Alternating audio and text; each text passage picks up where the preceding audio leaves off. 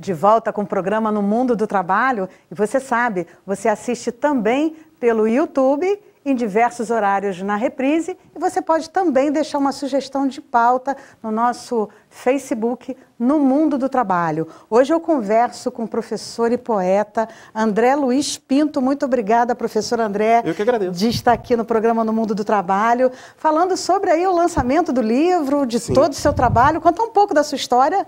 Bem, eu publico livros há muitos anos, acho que há uns quase 20 anos, eu publico desde 99. Né? Meu trabalho com poesia como geralmente com qualquer um que trabalha com arte, desde muito cedo, né? Uma das primeiras falas que você começa a adquirir, e uma das falas fortes que qualquer ser humano começa a adquirir, por exemplo, é através da arte.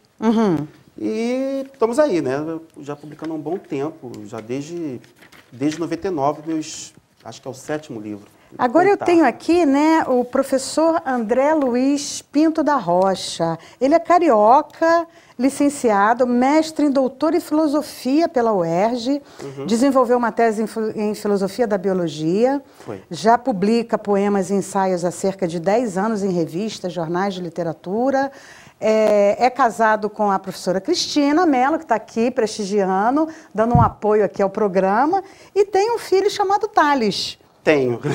Thales é um filósofo?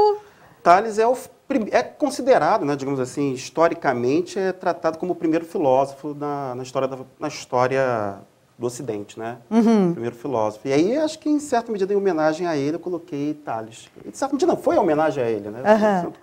Agora, professor, a filosofia tem a ver com a poesia? Te ajudou o fato de trabalhar nessa área? Você leciona no ensino superior? Eu leciono no ensino superior e no ensino médio. Eu sou professor tanto universitário, no caso até da Estácio, como eu dou aula também no ensino médio, no serviço público, tanto na rede pública de ensino mais comum, a chamada CEDUC, né, quanto também uma escola técnica, a FAETEC. Sou professor tanto em escola técnica, no ensino médio, quanto no ensino superior. E aí, todos dando aula na área de filosofia. Em todas elas? Todas elas. Na área de filosofia? E aí, como é que os alunos recebem hoje, esse jovem tem acesso a essas questões de refletir, né, de questionar? Como é que é isso? Olha, eu acho que o jovem ele é receptivo sempre. Eu até costumo dizer que eu gosto mais, às vezes, da aula para o aluno do ensino médio, às vezes. Né? É claro que o ensino superior também tem sua agradabilidade, tem seu prazer, e muito. Né? Mas o interessante do ensino médio é você...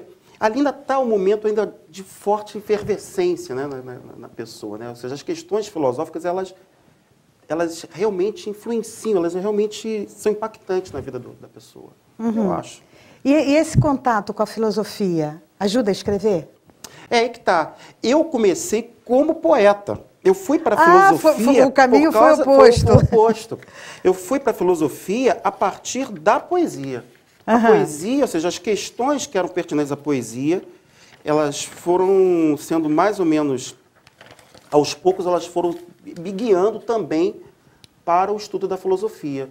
Uma pessoa que muito me ajudou nesse tipo de empreitada foi um professor, hoje professor da UFRJ, Eduardo Guerreiro, que tinha um interesse, e ainda tem um interesse enorme pela filosofia, e acabou, nas nossas conversas, né, de adolescentes, de pós-adolescentes, na verdade, 19 anos, 20 anos, a ir para esse caminho, né, para seguir essa linha de pensar a palavra além de ser pensada como objeto estético, mas também sem pensar como objeto de pensamento. E tentar, de alguma forma, aliar pensamento e forma, né? Nesse sentido. Então, a poesia completa a filosofia completa a poesia no seu caso? No meu caso, sim. Com certeza. No meu caso, sim. Hoje eu tendo mais para a filosofia do que para a poesia. Mas houve momentos em que isso é uma coisa que é... Você trouxe os livros, né? Vamos falar um bocadinho deles? Qual foi o primeiro? Meu primeiro livro foi esse aqui, chamado Flor à Margem, né? De 1999. Eu publiquei, né? Porque eu publiquei com os meus próprios ganhos, né? Depois veio esse segundo livro. Não, mas aí o Flor à Margem, vamos falar mais. Esse aqui trata... Você tem um estilo de escrever? Como é que é isso? Bem, quem julga isso, mas é o crítico, né? Eu creio que sim. Eu creio que sim. Eu tenho um estilo de escrever, eu tenho uma maneira. Eu me lembro quando eu publiquei um poeta, um grande poeta, amigo meu, o Armando, a primeira coisa que me deu muito prazer de ouvi-lo, a primeira vez quando eu mandei o livro para ele, foi ele dizer assim, você tem jeitão, você tem jeitão. Né? Então, acho que tem um jeito, acho que tem um estilo, acho que tem uma maneira de pensar e articular o pensamento, e articular... E como aquilo, não apenas no campo da articulação do pensamento, mas também no campo de como as palavras, como é que elas soam para você, né? Ou seja, como a língua funciona dentro de você, porque a língua não é uma coisa que pertence a mim nem a você. A língua pertence ao mundo. No caso, a língua portuguesa pertence a essa nata de pessoas que constituem a comunidade falantes da língua portuguesa. Só que cada um de nós, de alguma forma, ela interage com essa arte. E tem uma compreensão diferente. E tem uma compreensão diferente. Ou seja, no meu caso, a poesia surgiu dessa relação com a palavra. Esse aqui que você falou, olha só, vou mostrar aqui para o Gabriel dar uma olhadinha. Ó. Isso, legal, Gabriel. Esse foi o primeiro. Meu primeiro. Tem 10 anos? É Não, isso, esse mais ou livro menos? Tem 10 que publicou, né? Ele tem 17 anos. 17 anos. E aí a gente pode falar assim, qual seria o de que trata? Difícil você falar sobre o que trata um livro de poemas. Né? Um livro de poemas, ele não tem eu diria que ele tem mais uma temática do que propriamente um assunto específico sendo dito. Né? Ele tem uma temática, ele tem um ambiente.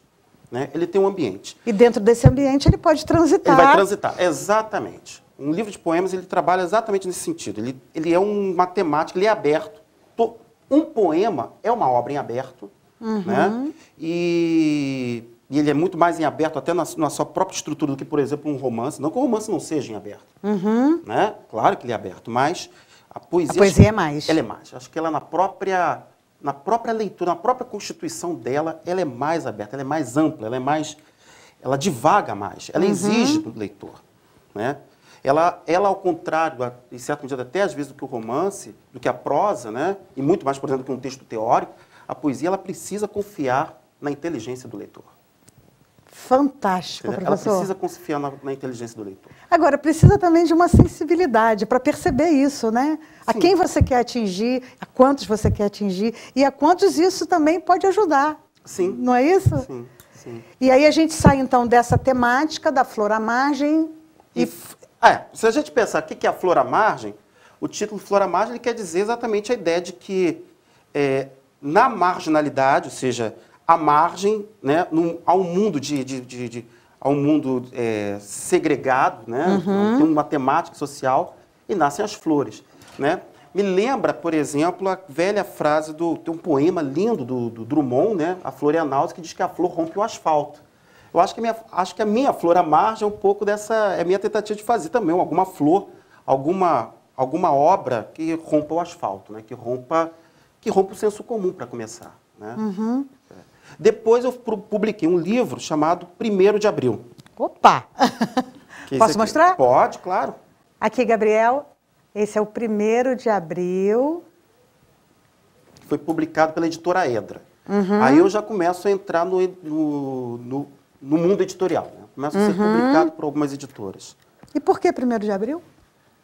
Porque é o dia da mentira. Pois é. Tradicionalmente conhecido como, Porque é o dia né? da mentira. Na verdade, esse livro ele tem uma temática. Ele tenta pensar... Quem escreve o pós-fácil dele é o professor, hoje professor da UFRJ, Eduardo Guerreiro Losso.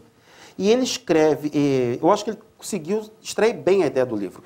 O livro ele trata do problema específico do que sempre a gente pensa a verdade como uma espécie de base sobre todas as coisas. Né? Sempre a gente pensa a verdade como uma espécie de base sobre todas as coisas. O que acontece?